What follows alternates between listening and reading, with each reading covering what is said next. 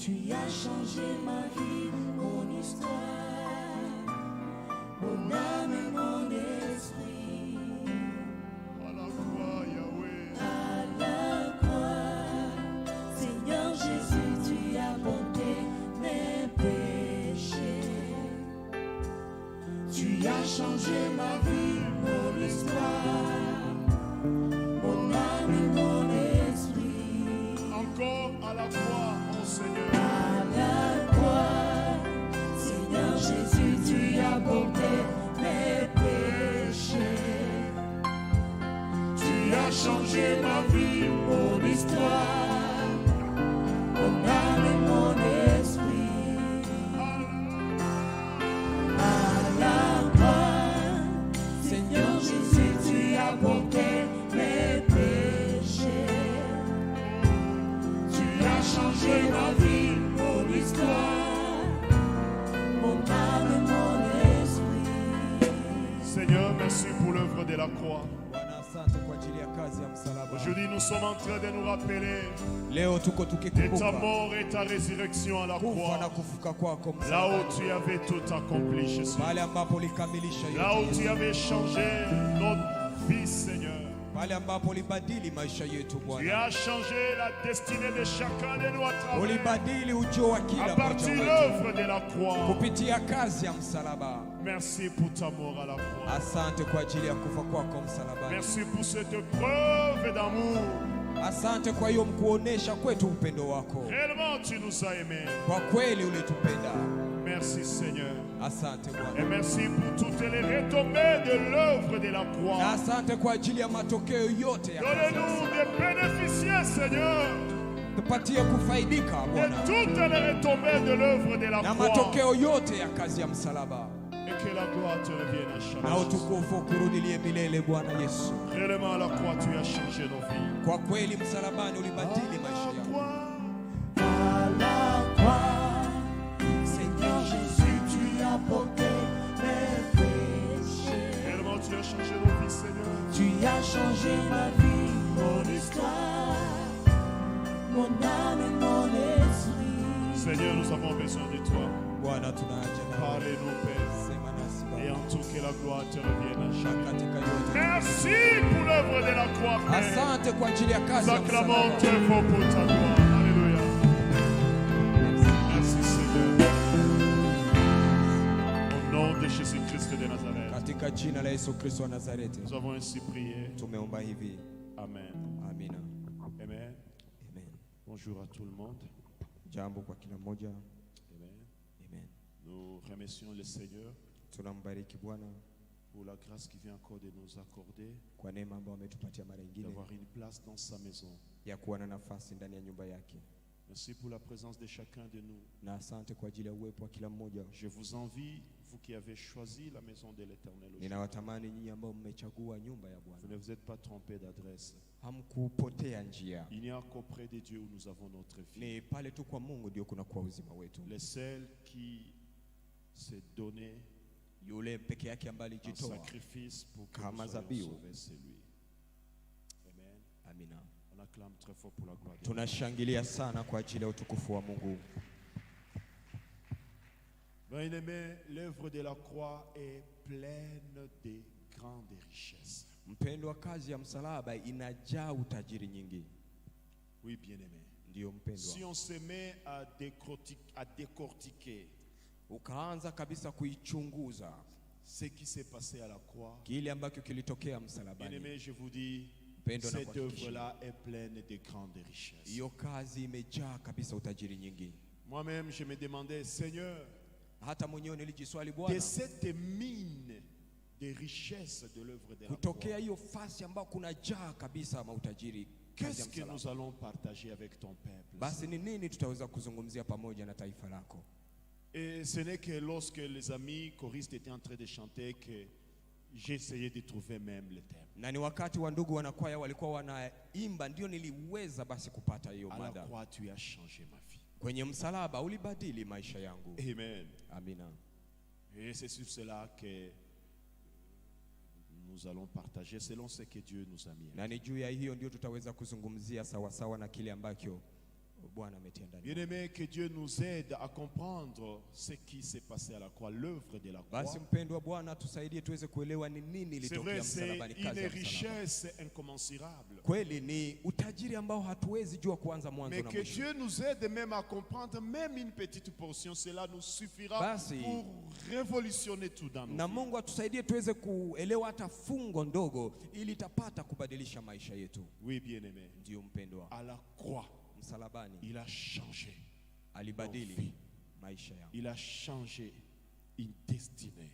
alibadili ujio. Si quelqu'un comprend seulement, Kama mtu ataelewa tu bien-aimé, mpendwa, un nouveau départ peut être déclenché dans la vie d'une na personne. mambo makubwa ataenda kufunguka ndani ya maisha. Alors, avant de continuer, nous allons lire quelques passages dans la Bible Na mbele tuweze kuanza, tutasoma mishairi fulani ndani ya Biblia pour nous aider à comprendre un peu le sens de la croix, ili tuweze kuelewa maana ya msalaba les retombées de l'œuvre de la croix na matokeo ya kazi ya msalaba et quelques recommandations ou leçons que nous allons tirer de ça. na masomo fulani ambayo tutaweza kutoa ndani au Amen. masharti. Amina. Alors, nous prenons le livre de Genèse. Basi tunasoma ndani ya kitabu cha Mwanzo. Amen. Amina. On commence avec Genèse au chapitre 3. Na tunaanza na Mwanzo sura yake ya 3.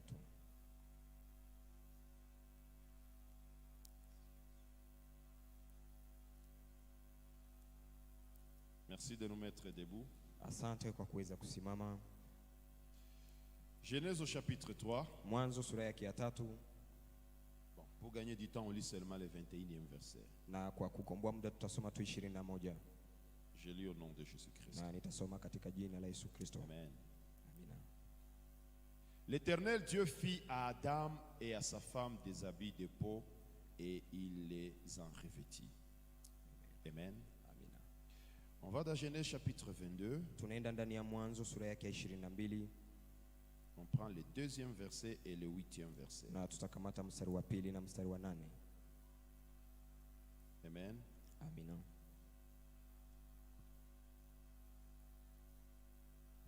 Genèse chapitre 22. Mwanzo sura yake ya 22, Nous prenons le 2e verset tunakamata mstari wa 2, et le 8e seulement. kisha tutaruka tunasoma wa 4 peke yake. Wanane. Wa 8 peke yake. Je lis au nom de Jésus-Christ. Amina. Amen. Amen. La Bible dit ceci. Biblia inasema hivi: Dieu dit, prends ton fils, ton unique, celui que tu aimes, Isaac.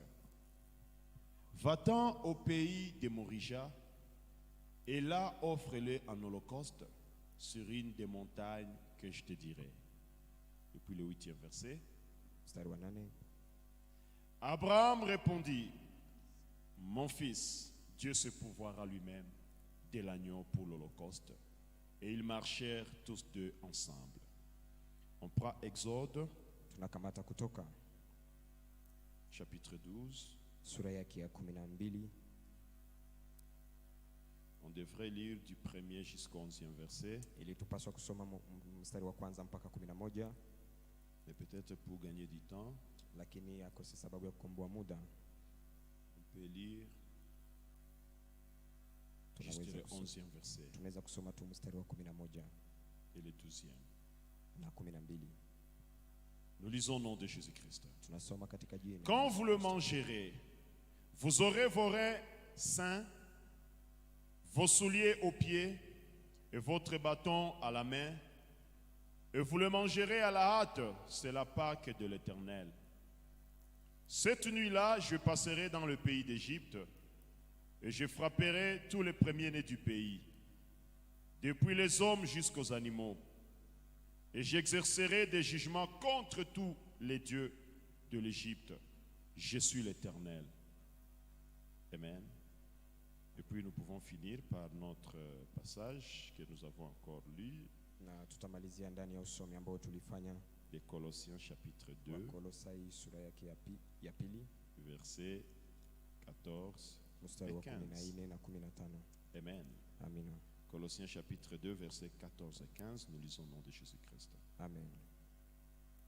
Il a effacé l'acte dont les ordonnances nous condamnaient et qui subsistait contre nous, et il l'a éliminé en le clouant à la croix. Il a dépouillé les dominations et les autorités et les a livrées publiquement en spectacle en triomphant d'elles par la croix. Amen. Amina. Seigneur, merci Bwana, asante pour ce bon moment. kwa hiyo muda mzuri. Donnez-nous la vie Utupatie et en uzima tout que la gloire te revienne à na jamais. katika yote utukufu Au kurudie nom de milele. Jésus-Christ de Nazareth, Katika jina la Yesu nous Kristo wa avons ainsi Nazareti prié. tumeomba hivi. Amen. Amina.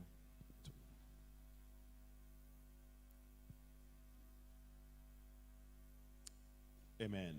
Amina.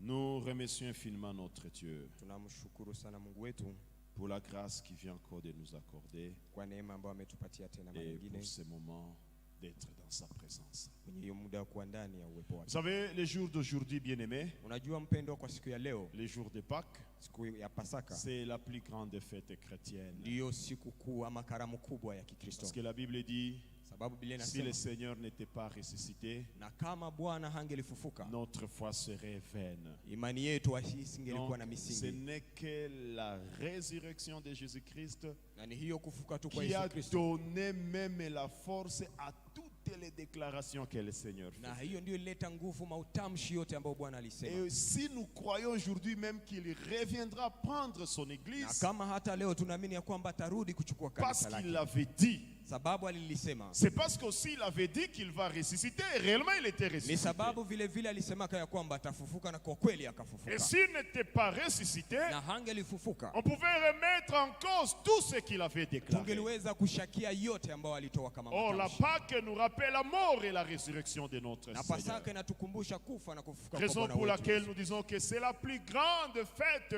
de notre foi chrétienne. Ndio maana tunasema ndiyo siku ya karamu kubwa ya imani yetu ya Kikristo. Amen. Amina. Alors, nous voulons parler de l'œuvre de la croix. Basi tunataka tuzungumzie Parce kazi que ya réellement, msalaba. quand le Seigneur avait dit, tout est accompli. Sababu wakati Yesu alisema yote yametimilika, Pale njo kwenye Mungu alimalizanaka na c'est sisi. là où Dieu a fini avec En nous. tout cas, il a fait sa part. Kwa kweli akafanya. Ce qui reste, c'est ambayo ta inabaki part, c'est ma part. Ni kazi yako sasa na À kazi la yangu. mort, à sa mort à la croix. Kwa kufa kwake Quand il avait msalabani, dit tout est accompli, wakati alisema yote le yamekwisha, Seigneur venait de finir ça. Bwana alikuwa À amemalizana toi de nasi. faire ta part, à moi de Ni faire ma kwako part. sasa kufanya kazi yako nami kufanya kazi yangu. Amen. Amina. Nous avons lu ensemble Colossiens, ce que Paul est en train d'écrire à propos de l'œuvre de la Tuko croix. tumesoma pamoja ndani ya Wakolosai kile ambacho Paulo ameandika kuhusu Il kazi dit ya à msalaba. travers la mort de notre Seigneur à la Anasema croix, kupitia kufa kwa Bwana wetu il msalabani, a effacé l'ordonnance, l'acte alipasua kibarua du jugement qui ambao nous kilikuwa condamnait. kimeandikwa kwa hukumu ambayo ilikuwa inakuhusu. Ça veut dire qu'il n'y a plus de dossiers pour te condamner. Ni kusema hakuna tena vibarua ambavyo vimekustaki. Le Seigneur a fait disparaître les dossiers Bwana akavipoteza qui hiyo ressemblaient karatasi les pièces sur base desquelles on se fondait pour ta ambazo condamnation. juu yake kulikuwa kunaandikwa yote ambayo ilikuwa inakustaki. Et donc, si tu peux continuer à rester Ni kusema kama unaweza lié, c'est toi-même qui le veux. endelea Mais il n'y a kubaki plus de ukifungwa, dossiers. ni sababu mwenyewe umetaka, sababu Le hakuna tena Seigneur, il a karatasi. détruit à travers sa mort à la croix, il a détruit l'acte qui contenait le jugement de notre Kupitia condamnation. kazi ya msalaba Bwana wetu alipasua hiyo vikaratasi ambavyo vilikuwa vinaandikwa kwa vipengele ambavyo vilikuwa vinakustaki na La Bible kunistaki. dit ceci, Na Biblia inasema hivi, il a dépouillé les dominations et les autorités, aliondoa nguvu na mamlaka, toutes les forces des ténèbres hizo nguvu zote za giza qui malmenaient la vie de l'homme, ambazo zilikuwa zinasumbua qui maisha ya mwanadamu, tenaient l'homme dans l'esclavage. ambazo zilikuwa natia mtu katika Le utumwa. Seigneur a triomphé de toutes ces forces Bwana akazishinda hizo nguvu zote par la croix. kupitia msalaba. Ça veut dire que tu n'as plus raison de rester sous l'emprise de Ni l'ennemi. kusema hauna tena hakika ama sheria ya kubaki chini ya utawala Il wa n'y a shetani. plus de justification que tu restes sous une emprise quelconque de force, de mal ou de ténèbres. Hawezi kuwa tena na namna ya kujitetea kama unaendelea kubaki chini ya utawala wa La nguvu Bible za dit, giza. si le Fils t'a franchi, alors tu es réellement Biblia libre. inasema kama mwana amekuweka huru, kwa kweli uko huru. Oh, nimefungwa. Oh, je Je suis suis lié. lié. Mimi Oh. nimefungwa. Bien-aimé, le Mpendwa, Seigneur à travers la croix, Bwana kupitia il msalaba dit, il a détruit l'acte qui te condamnait. anasema alipasua Et hiyo toutes les vikaratasi ambavyo forces vilikuwa hostiles qui vinakufunga. pouvaient te maintenir sous une emprise quelconque, Na hizo nguvu zote ambazo zilikuwa il a zimekushika triomphé d'elles, de toutes ces forces par la alizishinda hizo croix. nguvu zote kwenye msalaba. C'est pourquoi il avait dit tout est accompli. Ndio maana akasema yote yamekwisha. Bien-aimé, Mpendwa, la croix c'est un mystère. msalaba ni jambo ambazo Siri ya ajabu. haziwezi kueleweka. Que Dieu Siri ya nous ajabu. aide, que nous puissions comprendre la profondeur de ces Basi mystères. na Mungu aweze kutusaidia tuweze kuelewa undani wa hizo C'est pourquoi siri. dans un premier point, j'ai voulu que Dieu nous aide à effleurer un peu le sens de la croix. Ndio maana Mungu akapenda tuweze kusema Pourquoi kwa on machache donne ces sens-là, ces Maana ya grands msalaba ni gani? intérêts à la croix? Amen. Amen. Amina. Msalaba njo nini? Msalaba ndio kusema nini? Ili waseme kupitia msalaba uliwekwa huru, Parce niliwekwa qu'on huru. qu'on dise que c'est à travers la croix que nous Nguvu avons été affranchis. zilizokuwa zikituvamia, Et toutes les forces Bwana maléfiques qui nous ont alizishinda na assujettis, kuzimaliza na le Seigneur kuzikanyaga a triomphé au-dessus d'eux. à travers la croix. Kupitia Hii msalaba msalaba. ndio kusema nini? Quel est l'essence de la croix? Amen. Amina. Alors, pour comprendre un peu le sens de la croix, Ili tuweze kuelewa maana ya msalaba, nous allons rentrer un peu dans l'histoire de l'homme avec Dieu, tutarudi kwanza ndani ya historia ya ou mtu na dans Mungu, l'histoire de Dieu avec l'homme, ama ndani ya historia ya Mungu et na mtu, voir si à travers le long de l'histoire ou les parcours, les fils de l'histoire, nous pouvons comprendre ou tirer quelques traits, quelques points qui vont nous aider un peu à comprendre le sens ili de la tuone croix. kupitia hiyo urefu ya hiyo historia kama tutaelewa nukta ndogo ndogo ambazo zitatuonesha alama ya L'histoire de msalaba. l'homme avec Dieu commence à partir du jardin d'Éden. Historia ya mtu na Mungu inaanzia kwenye bustani la Edeni. Après avoir planté un décor parfait, Kisha kuweza kupanga sijue mapambo yote ambayo Dieu va inafaa, venir placer l'homme dans le jardin d'Éden. Mungu akamweka mtu ndani ya bustani la L'homme Edeni. était à l'aise. Na mtu alikuwa ametosheka. L'homme, il avait le temps de communier avec son Créateur. Mtu alikuwa na wakati ya kujadiliana na Muumbaji L'homme wake. avait tout ce dont il avait besoin, spirituellement, alikuwa- physiquement et psychiquement même. Mtu alikuwa na yote ambayo alikuwa nayo haja kiroho, Même kimwili sur na le kimafikiri. plan émotionnel, Dieu va donner à l'homme et la femme dans le Hata kwa jardin hali ya d'Éden. mahisia fulani za mwanadamu, Mungu akampatia mwanaume mke. Et c'est là où il a vraiment traduit ce qu'il a toujours dit. Je médite un merveilleux plan de bonheur pour l'homme. Nani hapo? Il va le faire dans le jardin Na d'Éden. ni hapo ndio akaonesha hiyo ambayo anasema anatafakari kila siku mpango wa raha kwa mwanadamu, akaonesha haya yote ndani ya bustani ya Et il Edeni. va placer aussi des interdictions pour l'homme. Na akatia vitu fulani ambavyo Il a dit, vimekatazwa. jouis de tout, Akasema furahia yote, seulement ne touche pas lakini usiguse au fruit de l'arbre de la connaissance du kwenye bien et du hiyo mal. mti wa kujua mazuri na mabaya. Bien-aimés, respectons ou observons les interdictions de Pendwa, Dieu. tuheshimu hiyo ambayo Mungu anatukataza, Parce que tout ce que Dieu nous dit, c'est pour notre bien. sababu yote ambayo Mungu anatuambia ni kwa ajili ya uwema wetu. Amen. Amina.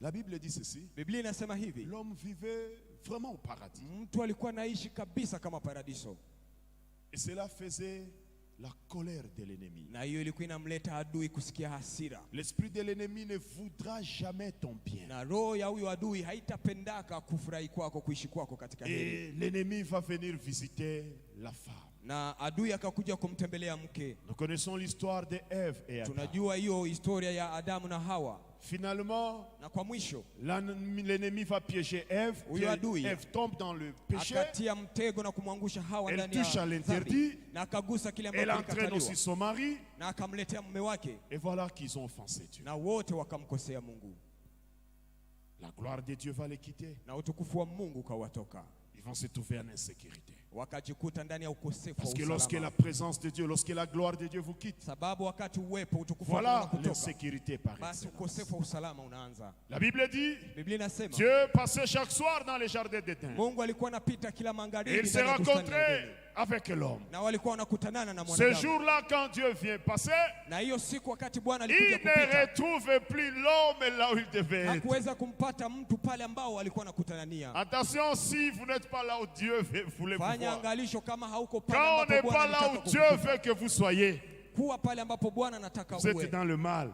Kama hauko pale ambapo Bwana anataka uwe, uko ndani ya machafuko. L'homme ne sera pas à son poste Mtu hatakuwa kwenye nafasi là où yake Dieu l'a trouvé. pale ambapo Mungu alikuwa anamkuta. Et quand Dieu commençait à appeler Adam, Adam, Na wakati Bwana alianza kumwita Adamu, Adamu, Adam va avoir honte.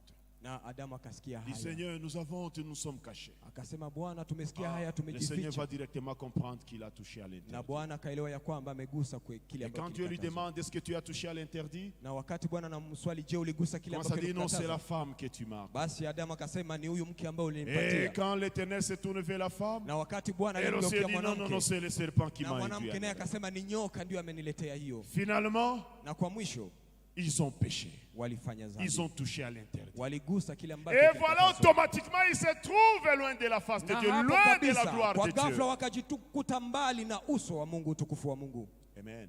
Amina. La Bible dit ceci, Biblia inasema Dieu hivi, va commencer maintenant à prononcer la sentence. Mungu akaanza Toi, kutamka oh, hukumu, comme tu akasema, as wewe péché, mtu, sababu umefanya Tu dhambi, mangeras la sueur de ton utakula front. kwa jasho la uso wako. De la poussière tu es sorti, tu Udongoni retourneras à la ulitoka, poussière. utarudi udongoni. Il se retourne vers la femme. Akamgeukia Il dit, mwanamke, toi femme, akasema, wewe comme tu mwanamke, as touché à l'interdit, uligusa tu kilichokatazwa kwako, vas accoucher avec douleur. utazaa pamoja na Toutes uchungu les kwa uchungu. sentences. Na hiyo mahukumu Et yote. là l'ennemi était content. Na hapo adui alikuwa Parce que la joie akifurahi de l'ennemi kabisa, c'est de nous mettre seulement en discorde avec Dieu. sababu raha ya adui ni Tout kutuchonganisha, ce que le kututia ndani ya diable fait mafarakano c'est na de Mungu. mettre en discorde avec Dieu. Ile ambayo adui Et anataka puis ni rester kukuweka là à ndani ya côté. mafarakano, na Il hapo commence anabaki à pembeni, ricaner. na hapo anaanza cheka Toi comme ça, kabisa. Saoul. Anasema, sasa tazama mtu wako. Et là où était Dieu, Na pale ambapo Mungu alikuwa, même s'il était en train de sanctionner, hata kama alikuwa na pana le malipizi, cœur de compassion était toujours lakini roho ya caché huruma derrière. ilikuwa tu ndani Comme on mwake. nous l'a dit la fois passée, Kama vile il walituambia est siku iliyopita, amour. yeye ni Même upendo. lorsqu'il frappe son enfant, c'est au Hata kama nom de wakati l'amour anamchapa qu'il est en mtoto train de wake, frapper ou de ni sanctionner. sababu ya upendo wake Et kabisa. voilà, Dieu dans son amour. Na tazameni sasa C'est Mungu dit ndani ya ça, upendo ça, wake. ah, Baba Diama. Anasema, sasa si Il est vrai qu'ils m'ont déjà offensé.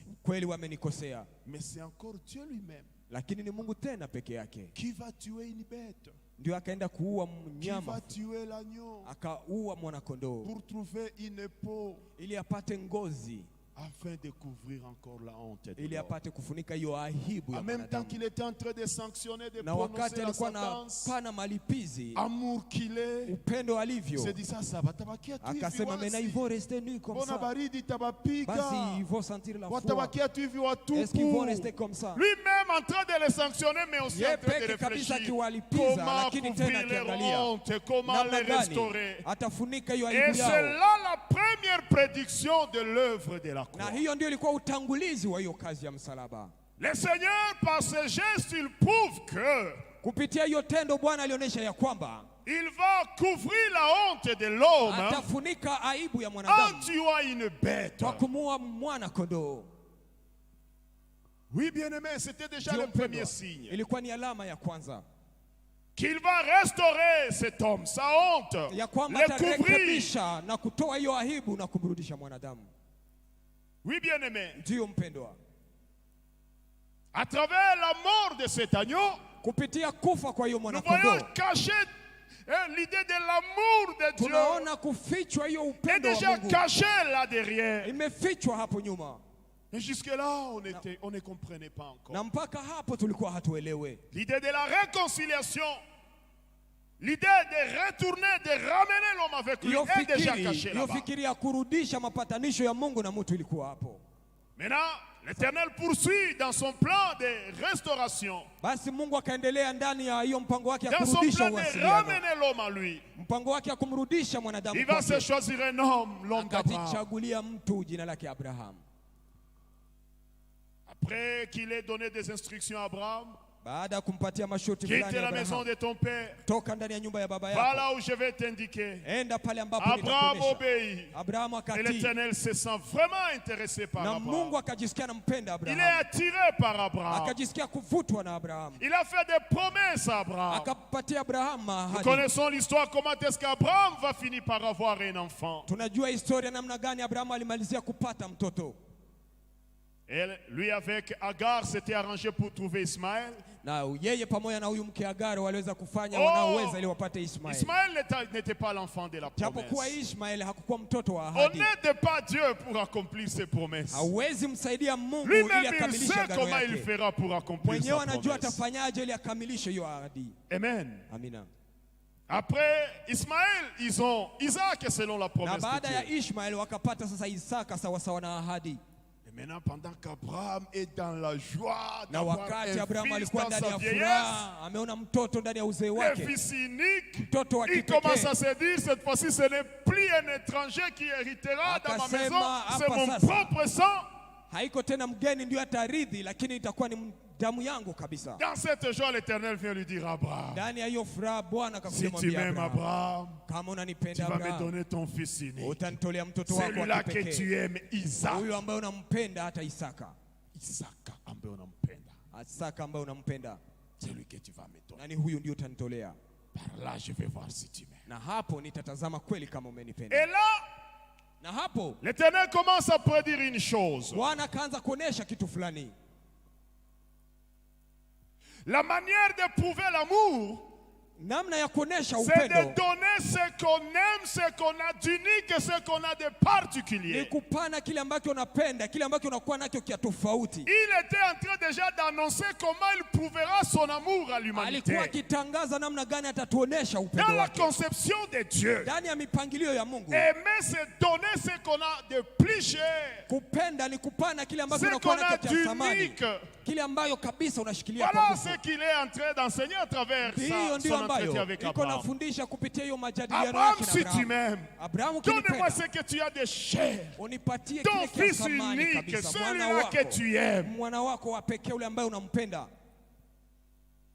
Oui, bien-aimé. Ndio mpendwa, Il était en train d'annoncer Jean 3,16. alikuwa anatanguliza hiyo Un Yohana jour sura qu'il 3 mstari wa prouvera son 16, amour envers l'humanité namna gani ataonyesha upendo wake kwa ulimwengu à travers les dons de ce qu'il a de cher. kupitia kupana Son kile unique ambacho fils. anacho kia zaidi kabisa cha Abraham thamani, réussit mwana à ce wake wa test pekee. de l'Éternel. Basi Abrahamu akafaulu hiyo Ah, mtihani ce ya Bwana. papa, il était formidable. Kweli huyo Il baba dit, alikuwa wa nguvu. c'est vrai Seigneur. Akasema Bwana ni wewe. Sasa nasema ndati hii agizo ya Ninaida, Bwana. comment est-ce que je vais exécuter cette demande de Dieu? Va dire à son épouse, Akamwambia nous mke allons wake, offrir un sacrifice à tunaenda l'Éternel. kutoa zabihu kwa L'enfant Mungu, va m'accompagner. na mtoto Il atanisindikiza. va avec des serviteurs. Akaita hata Il watumishi s'est dit, fulani. il arrive quelque part après 3 jours de marche. Baada ya siku tatu ya Il s'est dit, kutembea wakafika mahala. quand ces Akasema, serviteurs me verront en train d'exécuter la recommandation de sema, l'Éternel, ils vont me wakati hao l'empêcher. watu wataniona Mais- nikimshika mwana wangu Il a dit, watanikataza. bon, vous restez ici. Akawaambia Moi, basi ninyi j'avance mtabaki avec hapa, les mimi gars. nitasonga mbele pamoja na mtoto. Et c'est encore au gars qu'on fait porter les tas de bois. Tena ni huyo mtoto ndio walibebesha Lui makuni. prend les couteaux et les fait. Baba akakamata Ils kisu na avancent. moto, wanasonga Et mbele. Isaac lui dit, Père, Na Isaka nous avons akamswali le baba, bois et les feux, mais où est la nasema baba, ninaona kuni na moto, lakini Ah, mwana kondoo Abraham iko wapi? prophétise sans le savoir. Na Abrahamu akatabiri Il pasipo dit, Dieu kujua. pourvoira lui-même à ses Akasema besoins. Bwana Oui, atajisumbukia bien mwenyewe. aimé. Ndio Tout ça, mpendwa. ça annonçait cette œuvre, ce mystère de la Hiyo croix. yote ilikuwa inatanguliza hiyo Que kazi ya l'agneau, msalaba. la bête qui sera utilisée Huyu pour la mwana kondoo restauration, ambaye c'est Dieu atatumia lui-même qui s'en kwa chargera. ajili ya kurekebisha, ni Mungu mwenyewe ndio Lorsque atajisuluhisha. nous lisons dans Apocalypse, Wakati tunasoma ndani ya quand Ufunuo, la question était posée wakati swali pour savoir lililetwa qui va accepter d'aller sur la terre kujua et ni mourir nani pour l'homme, atakubali kwenda duniani la kumwokoa Bible dit mwanadamu. personne dans les cieux, Biblia sur la terre inasema ou sous la terre. kukakuwa kimya, hakuna yoyote ambaye Mais alisema c'était mbinguni na pointé. duniani. Hakuna mtu ambaye Puis on alijitokeza, dit, lakini un wanatuambia agneau va sortir du milieu du mwana trône. kondoo akatoka ndani ya kiti cha Amen. Amen. C'est Dieu lui-même qui va Ni encore Mungu pouvoir. mwenyewe ndio tena akasumbukia. L'agneau va sortir du milieu du trône. Sijue mwana kondoo akatoka kati ya kiti cha enzi. L'agneau qui est sorti de Dieu. Huyu mwana kondoo ambaye alitoka ndani ya Mungu. Abraham annonce cela, il prophétise. Abrahamu ametabiri Vous savez, hiyo. quand on aime Dieu, Unajua wakati quand on a unampenda un Mungu, cœur attaché à wakati Dieu, uko na roho vous ambayo pouvez même imemzingatia prophétiser Mungu, des choses sans les savoir. unaweza kutabiri mambo pasipo Tanzania kujua. tuko nasema kawaida, Tu penses que tu es en train de kumbe parler des ni choses unabii normales. wa ajabu. Manake tu es en train de Abraham prophétiser. anazania kwa na bare petit. Alizani kwamba iko na mzubaza tu mtoto. Petu usiogope, Bwana anachua. Kumpoleza mtoto kusema Kumbe Bwana na ni atanifikia. Pendant que c'était vrai. L'agneau à travers lequel les dons de Dieu sera manifesté à l'humanité provenait encore de Dieu lui-même. Huyu mwana kondoo ambaye kupitia yeye upendo wa Mungu kaonekana kwa ulimwengu ulitokea tena ndani ya Mungu À travers ces mwenyewe. passages, Kupitia hiyo Dieu usomi était en train de prédire et d'annoncer déjà que Mungu c'est lui-même qui alikuwa pourvoira. akionyesha ya kwamba ni yeye mwenyewe C'est tena ndio lui-même atasubukia. qui donnera cet agneau. Ni yeye mwenyewe ndio atapana huyo mwana kondoo, Les choses vont continuer. na mambo yakaendelea. Là où, bien-aimés, les choses vont encore s'éclaircir Pale davantage. ambapo mambo yakajiweka tena wazi C'est zaidi lors de la libération du peuple de ni Dieu en wakati wa Égypte. ufungulivu wa taifa la Bwana toka Misri.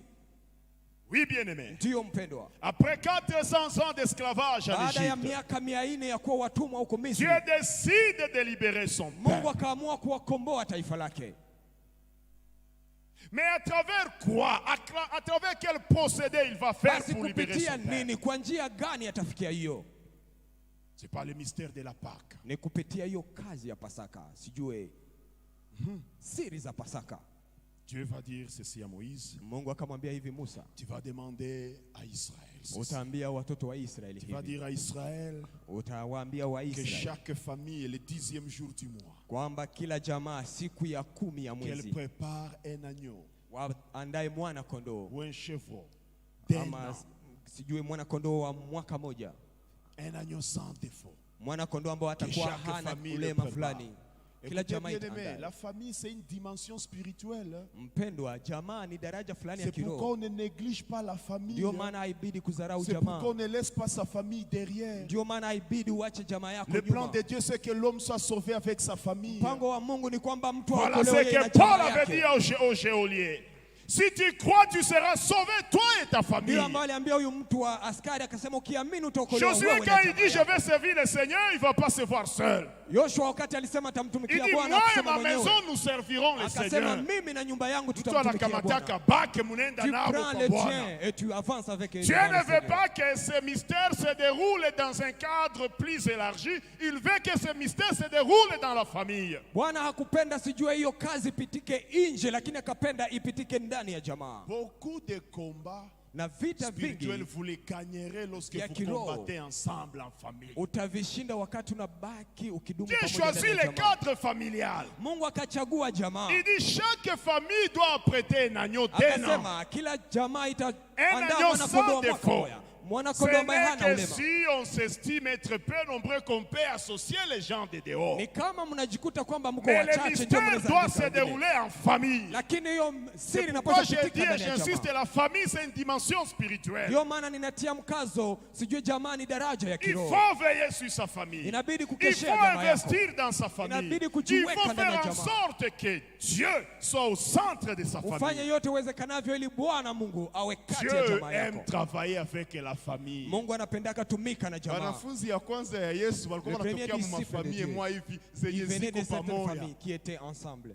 Les pères de Pierre, Jean et Jacques étaient tes associés dans Baba la wa pêche. sijue wa Petro walikuwa wanatumika jamaa yote pamoja ndani ya hiyo kazi yao ya uvuvi. La première église Na kanisa la qui kwanza avait connu l'expérience de la Pentecôte ambao waliishi hiyo Pentecote n'était que des juifs. ilikuwa ni Wayahudi peke yao, Une famille, la famille de Jacob. kwa majamaa ya kutoka kwa Yakobo. Si wengine tukakiongezewa. Nous autres nous avons Raison pour venu laquelle par la suite. il Ndio faut vraiment sababu veiller sur la spiritualité de sa famille. inabidi kukeshea kiroho ya Et Dieu jamaa. sait ce qu'il fera avec ta famille. Na Mungu anajua nini Faut pas anataka avoir kufanya un na jamaa laisser-aller. yako. Haibidi kuacha mambo kiolela. Une permissivité là. Unaacha watu huru Kila mtu huru anafanya mwenye. anataka. Chacun fait ce qu'il Kweli. veut. Kweli. Les patriarches, Hao wababu wetu Jacob et les Yakobo autres, na wengine ils avaient l'essence de la famille. walikuwa wanajua Dieu kutetea choisit jamaa. le cadre familial. Mungu akachagua Il jamaa. ne dit pas, bon, vous allez vous rassembler dans un hangar. Hakusema C'est là où vous allez mtaenda vous retrouver. kujikusanisha. Non, il dit dans chaque famille. C'est un mystère qui doit se dérouler dans la famille. Hakusema mtaenda kusanyika ndani ya kibanda fulani, lakini akasema itakuwa ni ndani ya jamaa, ni siri ya ndani ya jamaa. Ne laisse pas sa famille derrière. Mtu aachake jamaa yake nyuma. Ce matin, Dieu m'a inspiré quelque chose. Asubuhi ya leo Bwana amenifungulia J'ai kitu fulani. médité Nilikuwa nikitafakari autour de la question de la famille. kuhusu hii jambo ya Et jamaa, une voix me disait, na sauti fulani kaniambia, la plus grande intelligence, la plus grande hein, akili kubwa intelligence de management. ama sijue hiyo hali kubwa ya kujua C'est kukeshea mambo. de savoir d'abord gérer ça. Ni kujua kwanza kukeshea jamaa yako. Unakuwa na makaprisi za yeye. Sijue wanakuwa sijue na mipengo namna gani. Akili ya kuyagisi ya Mais que kutembea. tu aies l'intelligence de savoir gérer ta famille. Ndio. Oui, bien-aimé. Ndio mpendwa. Dieu choisit le cadre familial. Mungu akachagua jamaa. Il dit que chaque Nasema- famille doit préparer un agneau. Na jamaa, kila jamaa iweze kuandaa mwana kondoo. Écoutez, bien-aimé. Sikizeni mpendwa. Dieu va donner des prescriptions Mungu claires, akapana des maagizo iliyo instructions wazi. claires. Kabisa Le zilizo wazi. 14e jour, Siku ya 14 entre les deux soirs, kati ya magharibi mbili vous allez tuer cet agneau. mtaua huyo mwana kondoo. La nuit là, Hiyo usiku je vais passer. Je nitapita, vais aller semer la mort nitaenda tia mauti dans l'Égypte. ndani ya Misri, Mais vous allez faire ceci. lakini ninyi Vous mtafanya allez hivi, prendre le sang de cet agneau-là mtakamata damu ya hiyo mwana et kondoo, vous allez l'asperger sur les poteaux des portes. mtaiweka kwenye vizingiti ya manyumba milango yenu, Comme ça, lorsque l'ange de la mort sera en train de ili passer, wakati huyo malaika wa mauti atapita, il ne va pas entrer dans vos maisons. hata ingia ndani ya nyumba zenu. Et quand je vais frapper, quand je vais exercer mes jugements contre Na l'Égypte, wakati nitapiga Misri, Pharaon va libérer. Farao Il ataachilia, va vous lâcher. atawaachilia. Avant la libération, c'est la frappe qui avait commencé. Mbele ya kukombolewa ni kupigwa kwa Misri ndio Par le ilianza. mystère de la mort de l'agneau Ndani ya hiyo siri ya kufa kwa mwana kondoo et du sang de l'agneau na sijue damu ya mwana kondoo qu'on a appelé Pâques. ndio waliita Pasaka, Israël va être libéré na Israeli par wakagombolewa le mystère de la mort de l'agneau kupitia siri za kufa kwa mwana kondoo, et par le sang de l'agneau, les enfants d'Israël vont kupitia être hiyo damu ya protégés. mwana kondoo, sijue watoto wa Israeli Et cela wakaokolewa. annonçait déjà Na hiyo ilikuwa inatanguliza ce que devrait venir faire le vrai agneau. kile ambacho ilipashwa kuja kufanyika Que na mwana Jean kondoo wa avait kweli, appelé, voici l'agneau de Dieu qui ôte yule le ambaye péché. Yohana akasema huyu ndio mwana kondoo wa kweli anayeondoa dhambi za dunia. Le jour où le vrai agneau devrait venir sur Na la hiyo terre, siku ambayo ilipashwa mwana kondoo wa kweli afike être duniani immolé na apate et kufariki que son sang coule. na damu yake imwangike. Bien-aimé, Mpendwa, c'était le jour où l'ennemi devrait alors subir des pertes énormes dans hiyo son camp. ndi siku ambayo ilibidi adui aweze kupata kabisa kihombo ndani ya kambi Voilà yake. pourquoi le Seigneur a dit, Ndio maana Bwana akasema, Paul qui est en train d'écrire, Paulo ambaye alikuwa à travers ameandika la croix, kukazi ya il a msalaba, triomphé, il a frappé à mort les principautés et les alimupiga dominations. kabisa na hiyo manguvu na mamlaka yote. Vous savez, bien-aimé, Unajua mpendwa, Dieu c'est lui le créateur. Mungu ni yeye muumbaji, Il a tout fait par sa parole. aliumba yote kupitia neno lake. Toute la puissance et la force de Dieu et la, Nguvu yote na et uwezo la wa force Mungu est cachée ou contenue dans la parole de Dieu. Inafichwa na iko ndani ya hiyo neno lake. Amen. Amina. Alors, il fallait que la mort de l'agneau soit là. Ilibidi sijui kufa kwa mwana kondoo iwe hapo, Parce que Dieu l'a dit.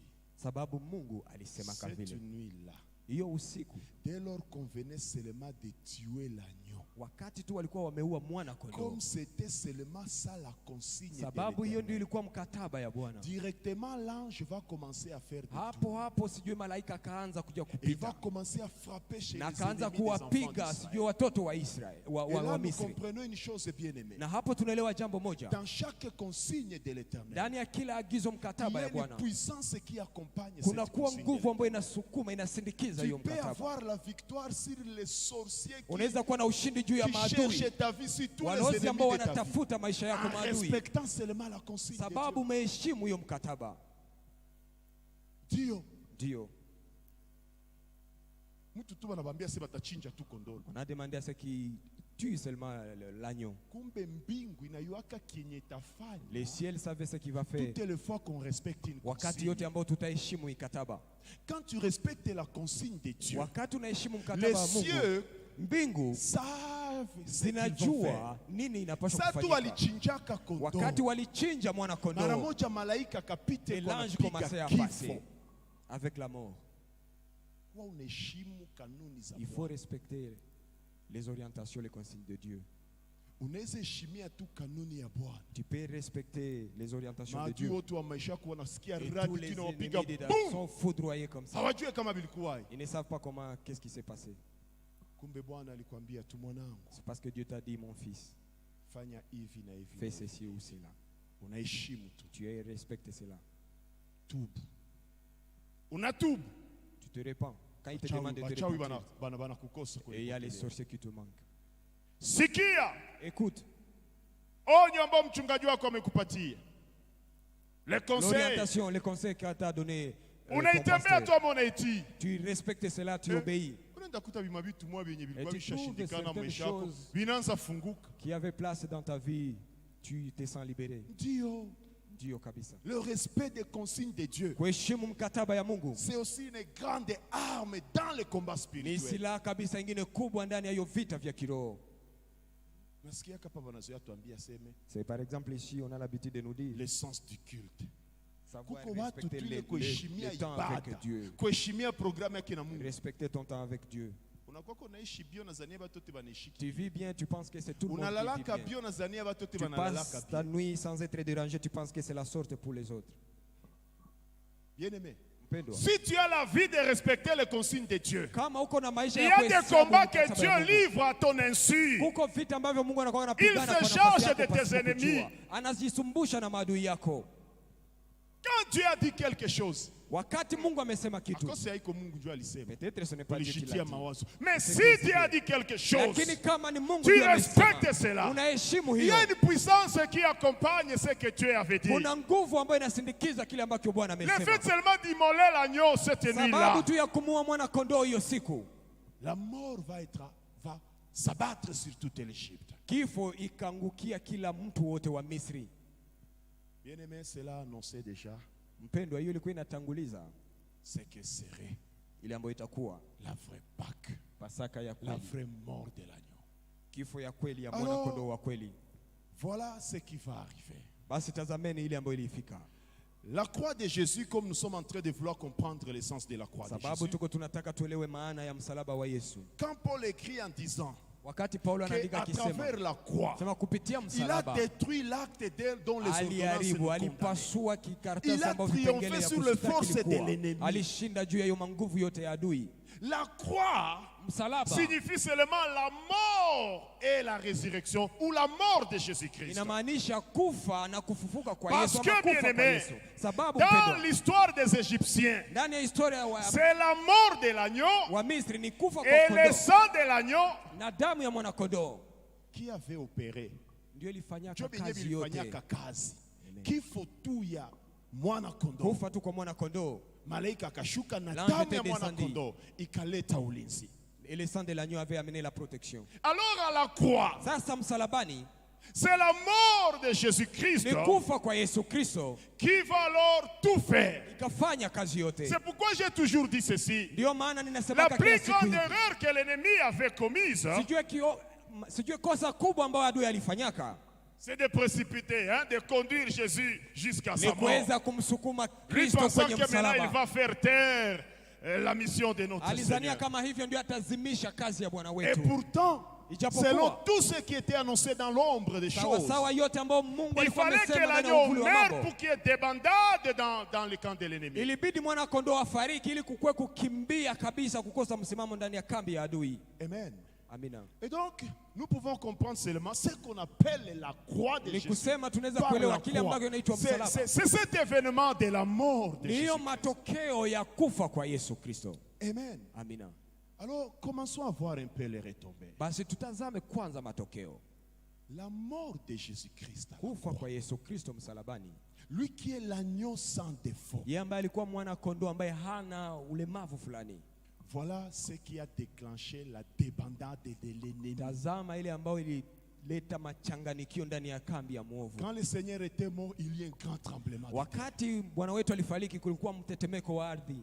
La fois passée, je disais, siku j'aime le film iliyopita, de la Passion de Jésus Ninapenda hiyo filamu ya qui mateso ya Yesu montre une Kristo image. ambayo inatuonesha Quand picha le fulani. Seigneur était mort, Wakati Bwana wetu le alifariki, diable là où il était, il avait crié, on Shetani dirait pale qu'il y ambapo avait des alikuwa, foudres qui étaient akasikia descendues pour le kulikuwa frapper. kabisa Il y avait sijui des radi bandades ambayo dans son ilishuka camp. na kukakuwa kukimbia ovyo ovyo ndani ya J'aime un kambi homme de lake. Dieu qui dit ceci. Nilipenda mtu wa Mungu ambaye alisemaka hivi, Après la mort de notre Seigneur, baada ya kufa ya Bwana il va wetu se présenter comme ça devant les diables. akaenda hivi mbele ya Nipe shetani funguo sasa. akasema, leta vifunguo, Leta funguo. leta vifunguo. Anataka pas leta. Anataka kimbia, unamwambia leta Et vifunguo, l'ennemi était obligé de lâcher. na adui Comme il alishurutishwa avait lâché kuachilia en Égypte, kama vile aliachilia après la Misri mort de l'agneau. baada ya kufa C'est kwa comme mwana ça kondoo. qu'après la mort Na de ni hivyo, du baada vrai agneau de Dieu, ya kufa kwa mwana kondoo wa l'ennemi kweli wa était Mungu, obligé de lâcher. adui akashurutishwa kuachilia. Amen. Amina. La Bible dit, cette soirée-là, Biblia inasema hiyo magharibi on hiyo avait vu certains saints qui passaient dans wakawaona Jérusalem. watakatifu fulani wakipita ndani ya Yerusalemu. La Bible contient des mystères. Sijue Biblia inakuwa ndani masiri kabisa. Waliona watu ambao walikufa zamani wanapita mu Yerusalemu.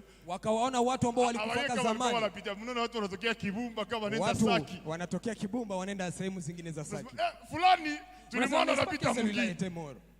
La Bible dit on avait vu des gens, des saints qui étaient morts. Ils passaient dans Jérusalem. Watakatifu ambao Basi walikufa wakakosa zamani kama waliendea wapi. wakipita ndani ya Yerusalemu pasipo kujua C'était wanaenda un wapi. signe Ilikuwa qu'il y alama a une prison qui venait d'être, dont les portes venaient d'être ya cassées kwamba quelque part. kulikuwa jela fulani ambao Il y a une milango libération ilifungwa. qui venait d'être déclenchée quelque Kulikuwa part. ufungulivu ambao ulikuwa imefanyika mahala. Oui, bien-aimé. Ndiyo mpendwa, La mort de notre Seigneur. kufa kwa Bwana wetu, Damu, le sang, damu ni kitu ya ajabu.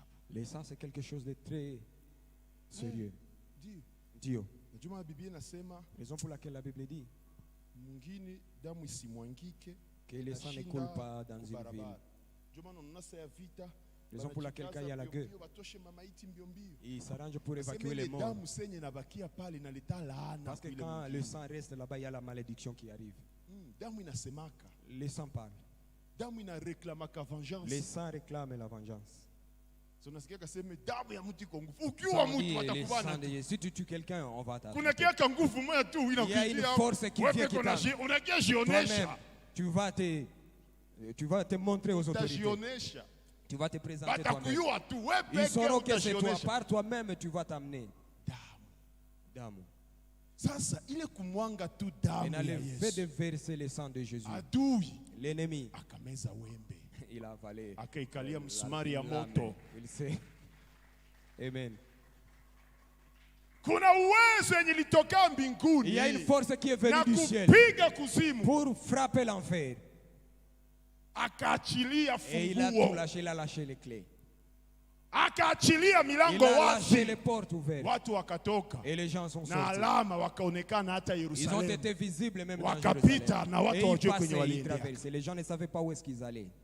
Bien-aimé. Mpendwa. Et c'était ça, spirituellement. Na ilikuwa Il y a hivi des kiroho. choses qu'il ne faut pas chercher à expliquer par, Kuna mambo par la ambayo raison. hawezi tafuta kuelewesha Tu watu veux na des akili. calculs? Unataka fanya Non. mahesabu? Hapana. La mort de l'agneau. Kufa kwa mwana kondoo. Voilà ce qui a déclenché la libération de l'humanité, la libération spirituelle de l'humanité. Tazama ile ambayo ilileta À la uokovu wa mort de kiroho wa l'agneau, ulimwengu. Kufa kwa il y a des mwana choses qui kondoo. s'étaient passées dans le monde spirituel. Kuna mambo ilipitika ndani ya Les ulimwengu wa kiroho. cieux Mbingu avaient posé une action. ilifanya tendo fulani. Comme le Seigneur lui-même cherchait à annoncer cela depuis Kama vile auparavant. Bwana mwenyewe aliyetaka kuweza Comme kuleta à hiyo toka l'époque de mbele. l'Égypte, Kama vile à wakati la wa mort Misri. de l'agneau, Kwa kufa les kwa cieux mwana avaient kondoo. envoyé un ange pour aller semer la mort. Mbingu zikatuma malaika ili Le kuleta jour où kifo. l'agneau de Dieu Na hiyo était siku mort à la ambao croix, mwana wa Mungu, il y mwana a kondoo des kufa choses qui s'étaient msalabani. passées dans le monde spirituel. Kuna mambo ambayo ikapita ndani ya ulimwengu wa kiroho. Mais on voyait seulement quelques manifestations dans le Lakini physique. walionyesha tu maalama fulani. Wanaona tu pazia ya hekalu. Wanaona les rideaux du temple se déchirer en deux. Abaywe kama nani ndio aliifaa. Ils n'ont pas su qui avait fait C'est cela. le spirituel qui venait de répondre à un ordre. Ni kiroho ndio ilikuwa L'agneau est kujibu kwa tendo mort, fulani. le Mwana sang kondoo de l'agneau alikufa. est versé. Damu ya mwana kondoo ilimwangika. L'ennemi, tu lâches. Wewe adui unapashwa Et si tu ne veux kuachilia. pas, tu es frappé. Na kama hautaki unapigwa. Et l'ennemi avait lâché. Na adui akaachilia. Oui, bien-aimé. Ndiyo mpendwa. Alors, Ni kusema, cela veut dire ceci. ninataka kusema hivi. Pour avoir la libération, Ili kuwe pour ufungulivu. bénéficier de cette libération, Ili ufaidike na c'est hiyo question ufungulivu. seulement de s'approprier l'œuvre de la Ni croix. kufanya ya kwamba kazi ya msalaba iwe yako. Unaitika, Unaitika. unaiamini. Tikwase la. Ndio. Ni kweli.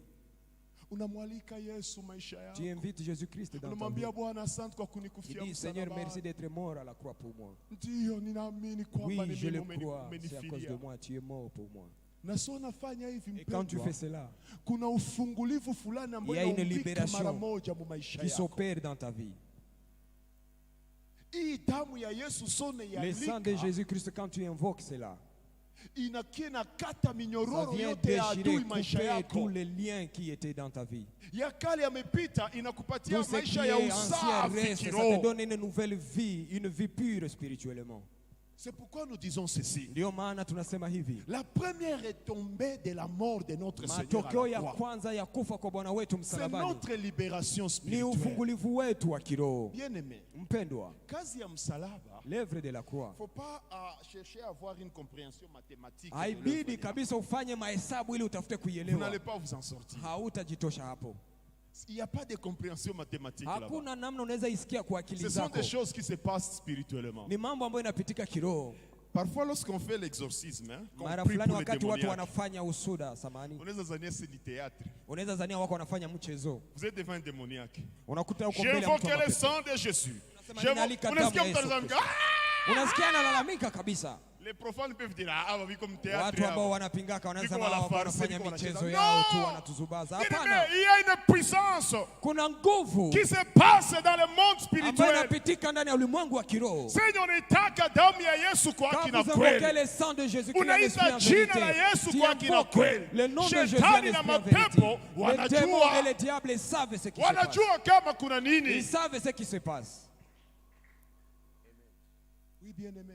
Amina. C'est pourquoi Ndiyo sababu quiconque yoyote ambaye s'approprie au vrai sens du mot, l'œuvre de la- anakubali kwa haki na kweli kazi ya Nasema msalaba, Yesu, dit Jésus, naamini kazi ya je msalaba. crois à l'œuvre de la croix. Mwana kondoo wa Mungu, L'agneau de Dieu, ulikufa kwa ajili tu yangu. es mort à cause de moi. Ninakubali kazi ya msalaba. J'accepte l'œuvre de la croix. Ninakupokea wewe Bwana Je mwokozi wa te maisha reçois, yangu. sois mon Seigneur. et mon Sauveur. Unioshe kwa damu yako. Lave-moi par ton sang. Unisafishe kwa damu yako. Sanctifie-moi par ton Kwa sang. haki na En kweli. esprit et en vérité. Mkiroho unakuwa kulishakuwa mtu mwingine. Dans la vie spirituelle, tu deviens une autre personne. Une Wenyewe nouvelle walikuwa wanakia créature. chezea kwako mkiroho. C'est là qui venaient jouer chez toi dans le spirituel. Hawawezake tena kia Ils kuchezea n'arriveront kwako. plus à venir jouer chez toi. Kuna mambo ambayo imepitika Il y a des tayari choses qui viennent de s'accomplir dans le là-bas. spirituel. Dans le monde spirituel, ndani ya maisha kiroho. Alors, pour Sasa. en bénéficier, Ili il ufaidike, faut s'approprier l'œuvre de la inabidi kuikubali et kuifanya yako. rester focalisé sur Jésus. Na unabaki ukimtazamia Kristo. Ndio, Oui, na unabakia ukimtazamia et tu Kristo, restes fixé sur Jésus. usikuwe distrait. Ne sois usizubae. Parce que souvent, quand l'ennemi Sababu, subit cette frappe, mara nyingi wakati adui Il anapigwa anaachiliaka. mais il reste en colère, Na anabaki na hasira. il va venir oser encore. Atakuya tena C'est kupima. comme ça que Pharaon, Na ni hivyo ndio après la Farao. mort qui venait de s'abattre en Égypte, Wakati hiyo mauti il ilifika va Misri, lâcher, il va libérer Israël. akaachilia Israeli. Après, il s'est dit, Lakini baadaye kweli akasema, nishawachilia waende. mais je les ai Il laissés va partir. encore armer son peuple, son Akaenda armée, weka tena nguvu ses jeshi yake militaires, na pour waaskari poursuivre ili Israël. waendelee kufuata Israeli.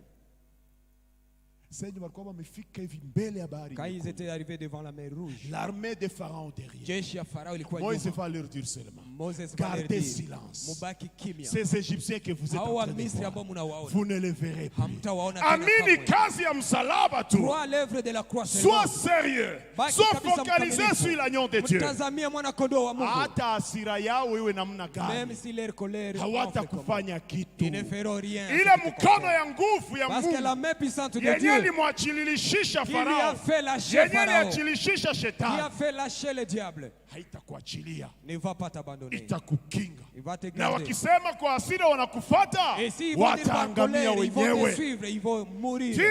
Amina.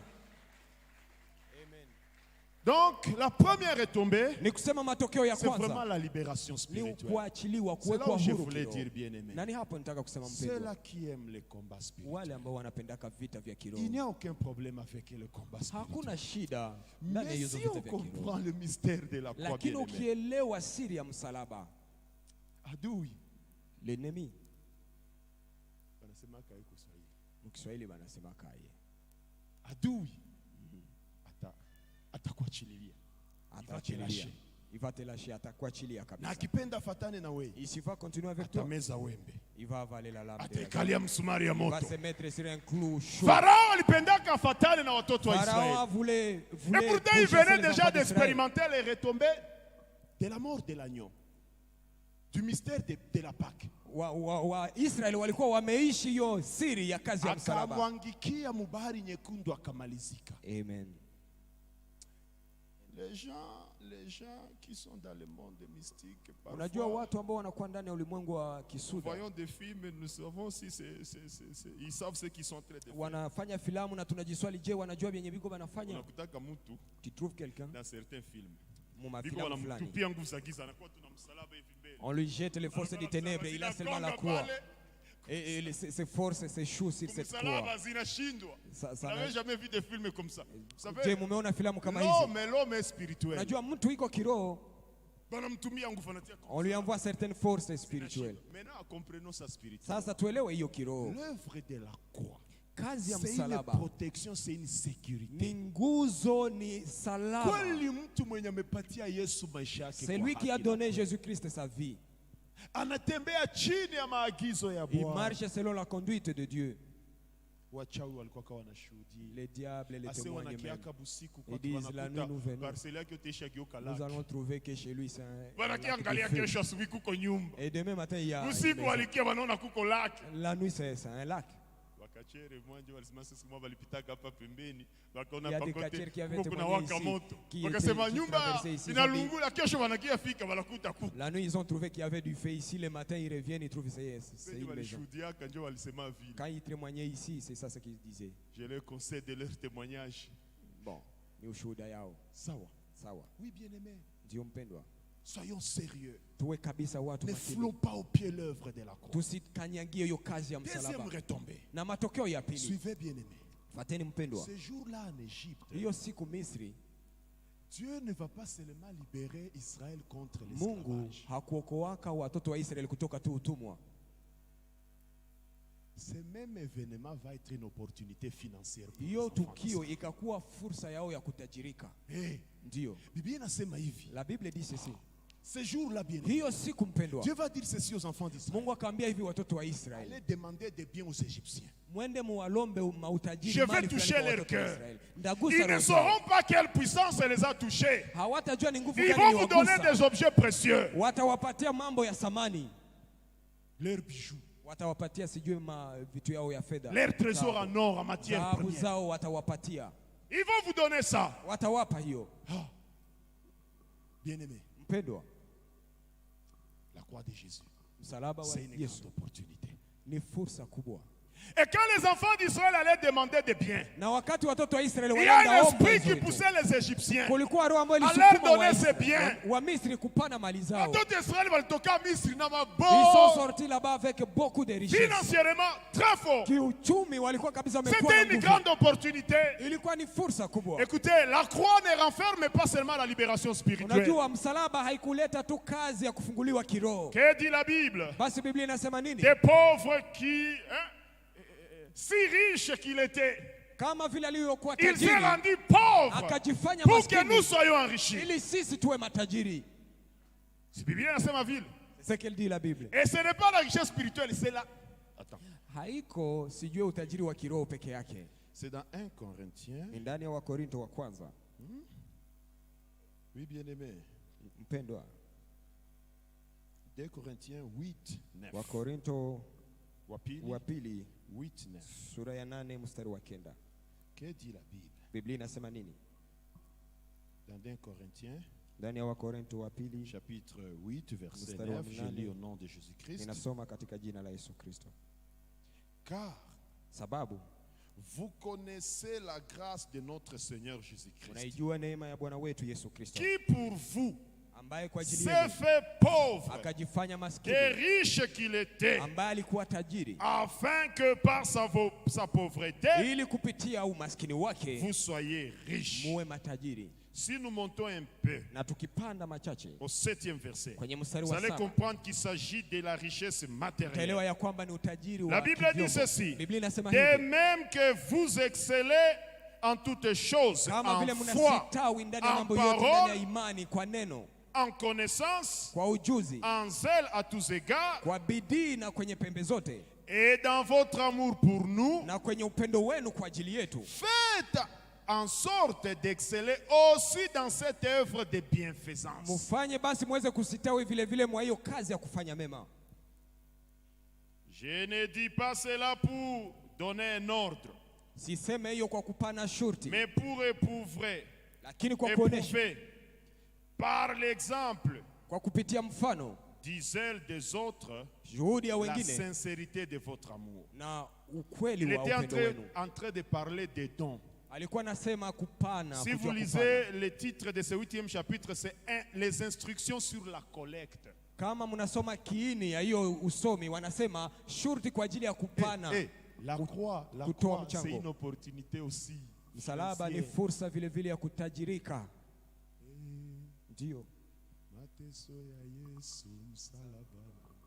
Wengine mu mateso ya Yesu D'autres dans cette souffrance de Jésus-Christ, wameonea moclair. ils ont vu, waliona kabisa waziwazi mambo ikabadilika. Nilikuwa naona mafoto zetu za J'ai regardé nos zamani. photos d'autrefois, nom de Dieu. Wakikonesha foto yangu utasema haiko Si on papa te Pierre. montre ma photo, tu vas dire non, c'est pas lui.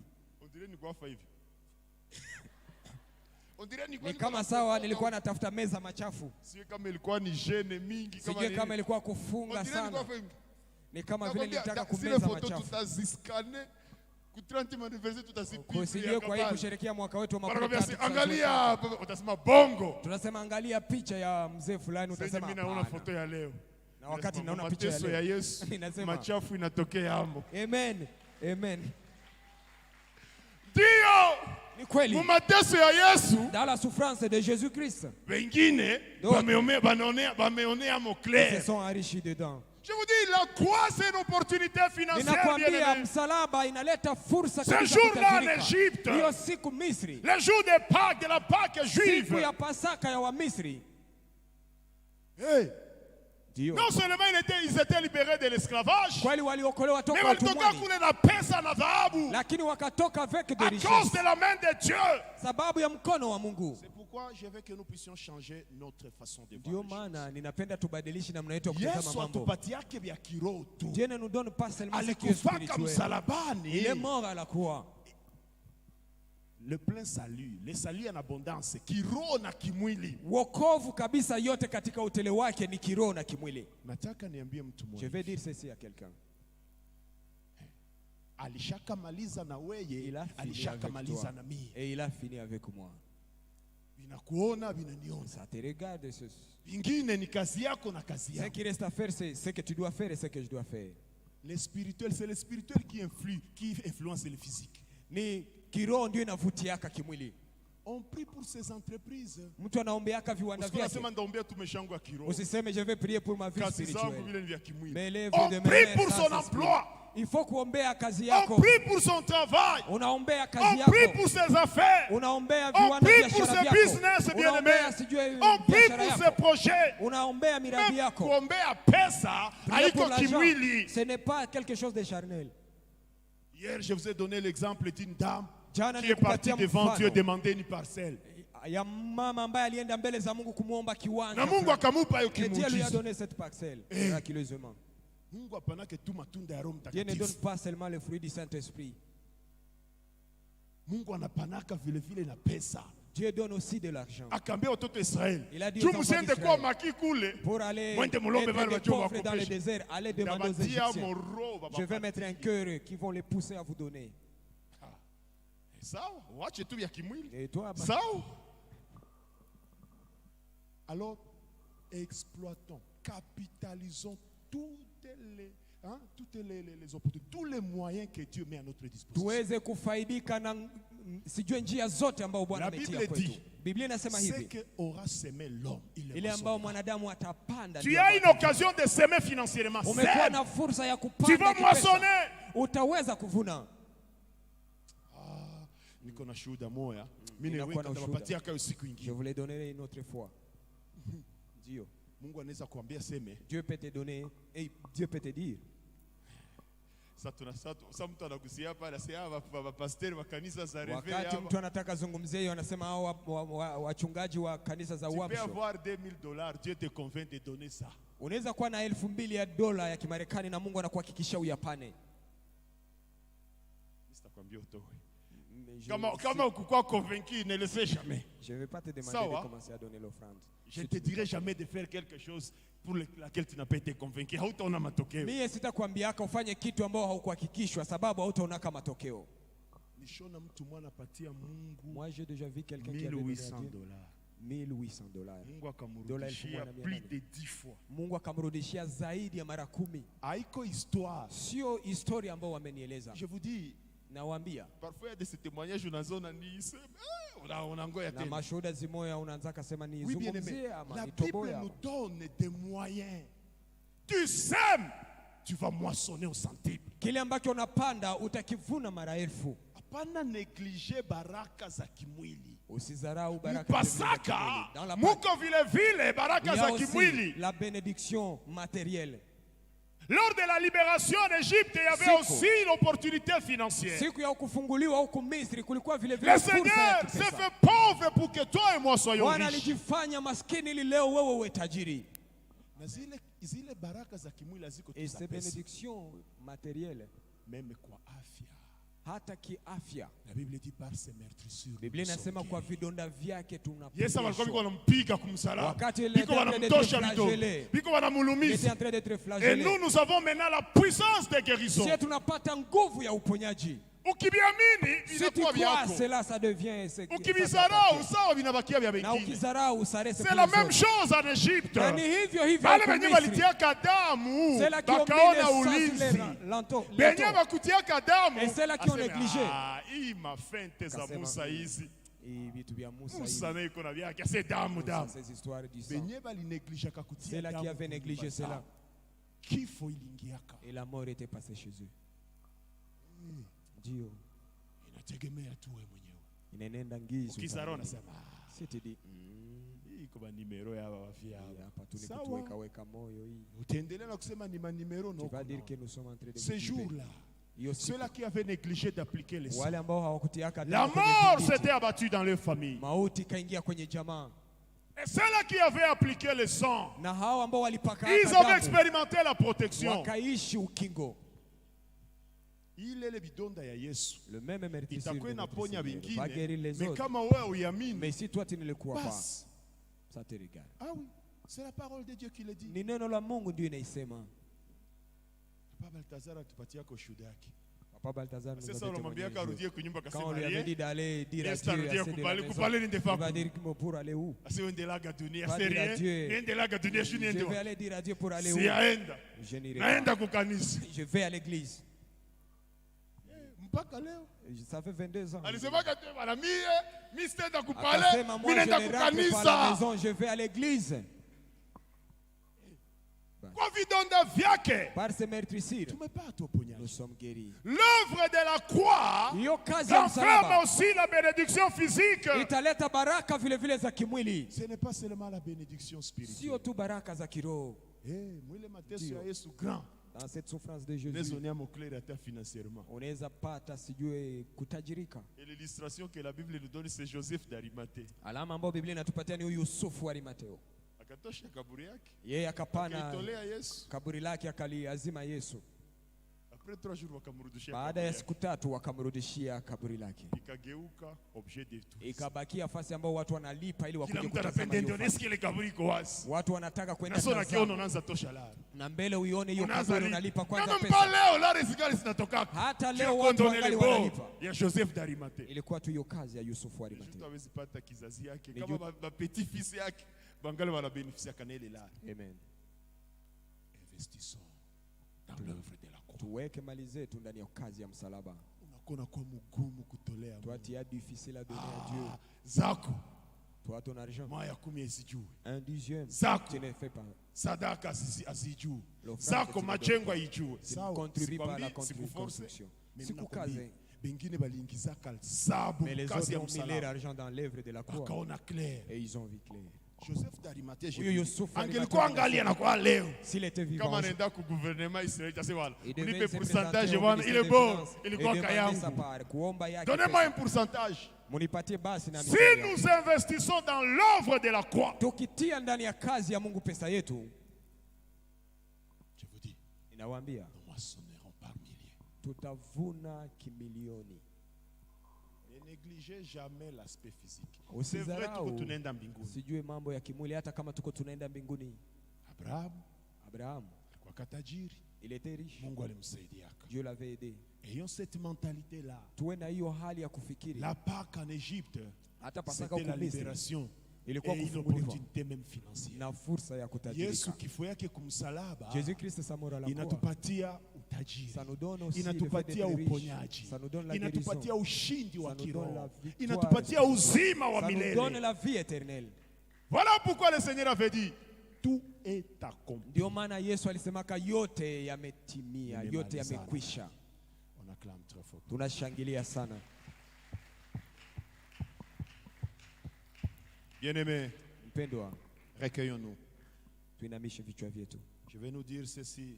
Ninataka kutuambia hivi, Approprions-nous l'œuvre de la croix, bien-aimés. tujikubalie, tujifanyie kwa yetu hiyo La kazi ya croix, msalaba. c'est la mort de l'agneau de Dieu.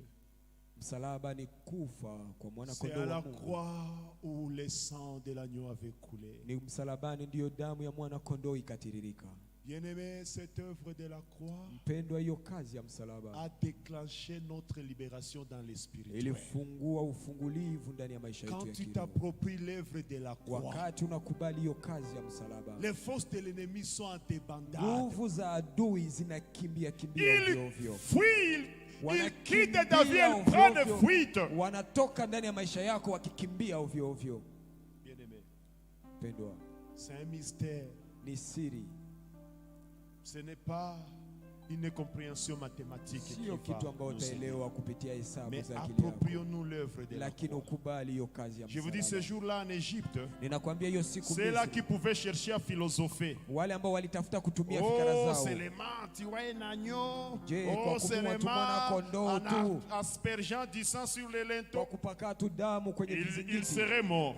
wangelifariki. Mais ceux-là qui avaient obéi seulement, Lakini wale ambao walitii ils avaient expérimenté la libération wakaishi et ufungulivu la vie. na uzima. Bien-aimés, Mpendwa, regardons seulement ce que Dieu a fait. tutazame tu kile L'agneau ambacho de Bwana Dieu est amefanya. sorti de Dieu lui-même. Mwana kondoo wa Mungu alitoka ndani ya Mungu peke yake, Et cet agneau de Dieu na a huyu été mwana kondoo immolé à wa la Mungu croix. ambaye alitundikwa msalabani, Et à sa mort, na kufa kwake la clé de la funguo prison spirituelle ya était jela ravie. za kiroho ikafunguliwa, Et on avait laissé la porte ouverte. na wakaacha mlango wazi. Mwenye anapenda anatoka, Celui qui voulait sortir n'a qu'à sortir, mwenye anapenda anabakia. et celui qui veut rester n'a qu'à Certains rester. commentateurs de la Bible disent Certaines personnes, watu ambao wamefanya qu'on avait dit utafiti aussi ndani ya à Biblia, Judas de quitter wanasema walimwambiaka Yuda naye la atoke prison spirituelle. ndani ya hiyo jela ya kiroho, Aseme Yuda alisikiaka haya, mais Judas avait akageuza honte, kichwa, et il a Yuda tourné sa tête. akabakia kule. Il a accepté de rester là-bas. Certains commentateurs disent cela. Watu fulani ambao wamefanya utafiti Kule ndani ya Yuda Biblia, akabakia, anasema Judas avait choisi mais de d'autres rester, saints lakini mwatakatifu wakatoka wengine na wakapita mbio. wakakubali kutoka. Ils ont été vus dans les rues de Jérusalem.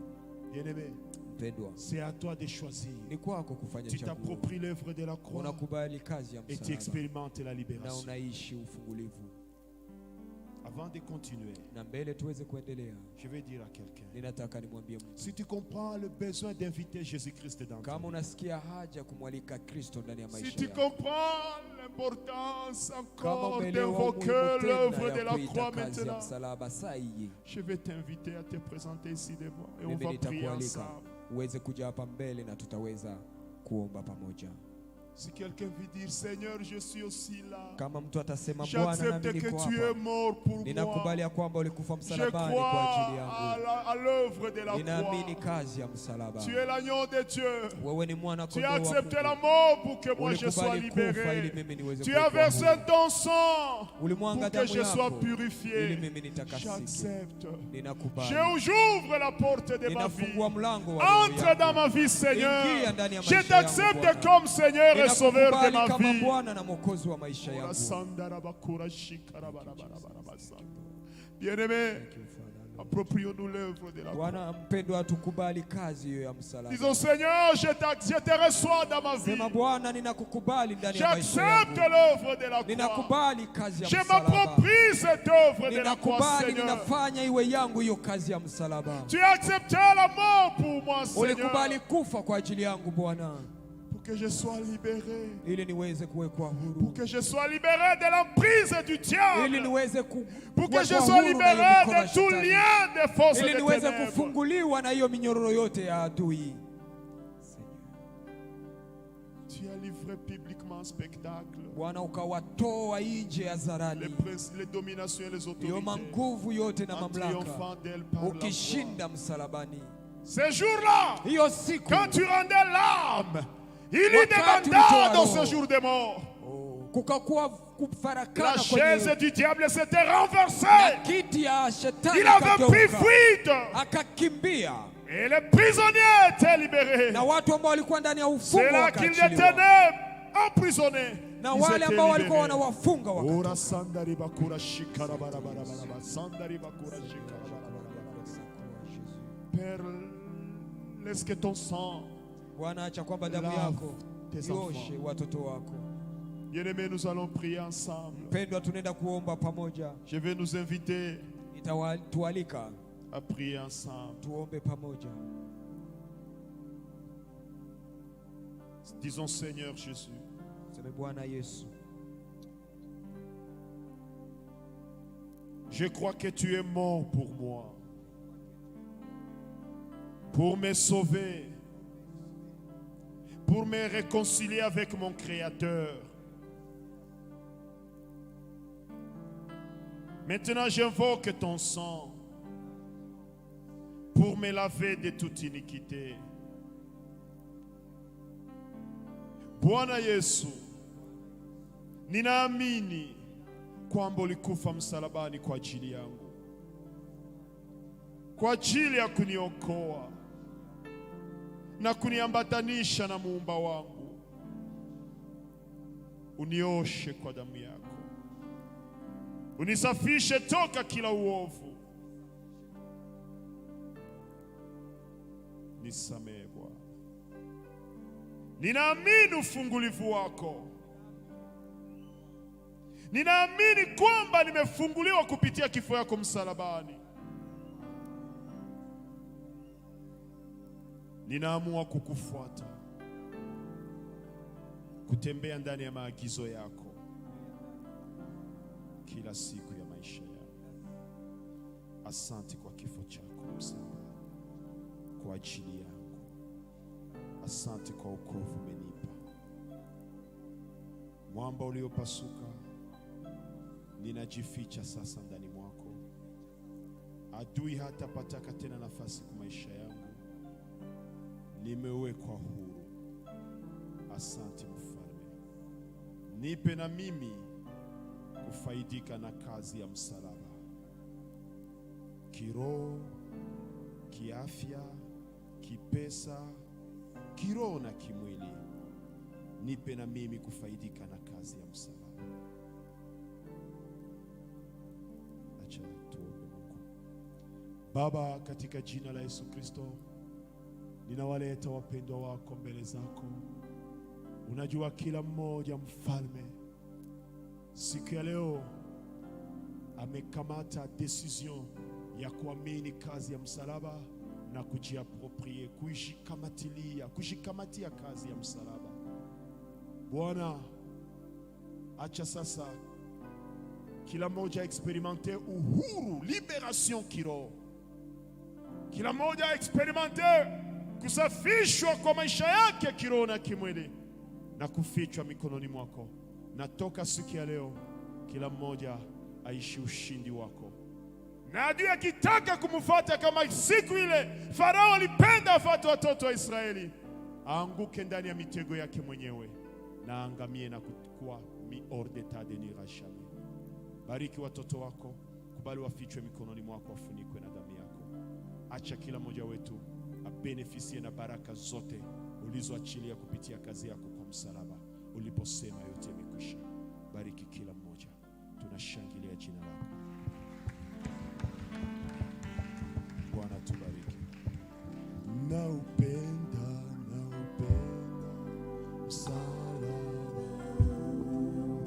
zake, nguvu zake zanipa ushindi.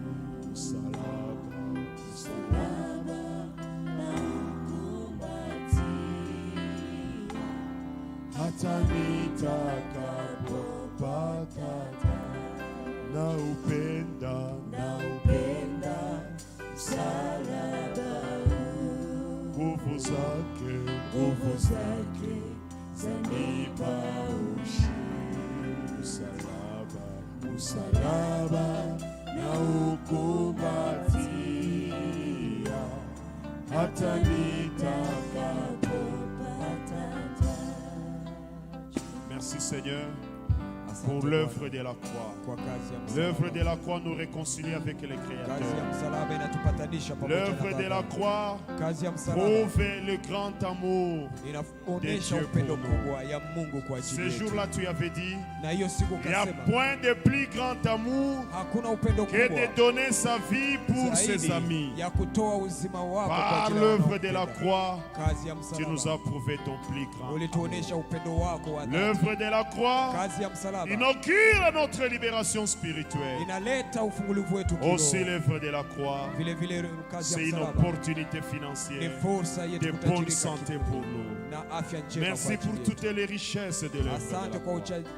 Nous acclamons très fort pour toi.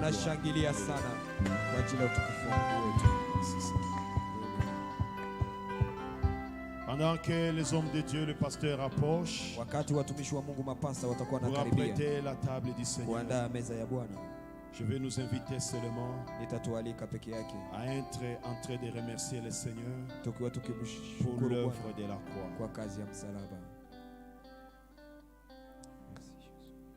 Ambia tu Bwana, Bwana, kumbe kumsalaba uliachiliaka na baraka zangu za kipesa. Kumbe kumsalaba uliachiliaka afya njema yangu. Kumbe kumsalaba ulipatiaka ushindi juu ya maadui wote wa kiroho na wa kimwili. Bwana unisamehe. Kumbe njoo ulinifanyia kumsalaba.